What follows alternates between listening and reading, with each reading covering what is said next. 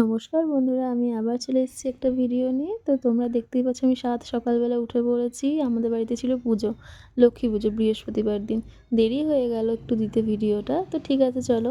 এই যে স্নান করা হয়ে গেছে, এখন আমি আলতা পরে নিচ্ছি।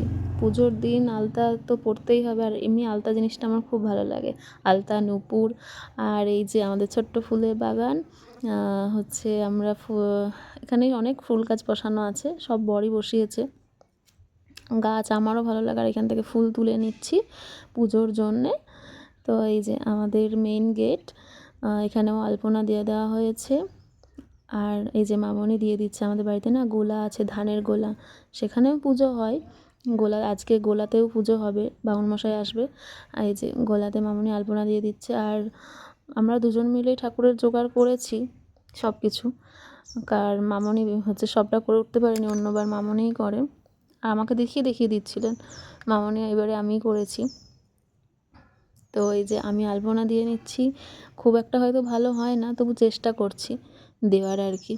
আর এইটা না, এই ঠাকুরের পা আঁকাটা এটা আমার সবথেকে সোজা প্রসেস বলে মনে হয়। তো এরমভাবেই আমি ঠাকুরের পাগুলো এঁকে নিই প্রতি বৃহস্পতিবারে। তো এবারেও এই বৃহস্পতিবারেও সেম এইভাবেই এঁকে নিচ্ছি। আর এই যে আমাদের ছোট্ট ঠাকুর ঘর, যতটা পেরেছি গুছিয়ে করার চেষ্টা করেছি। তো দেখো তোমরা।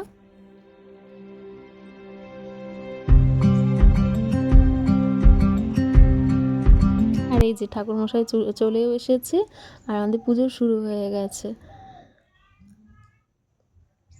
আর এই যে আমি বলছিলাম না আমাদের ধানের গোলা আছে, আর এই যে ঠাকুরমশাই গোলায় পুজো দিয়ে নিলেন।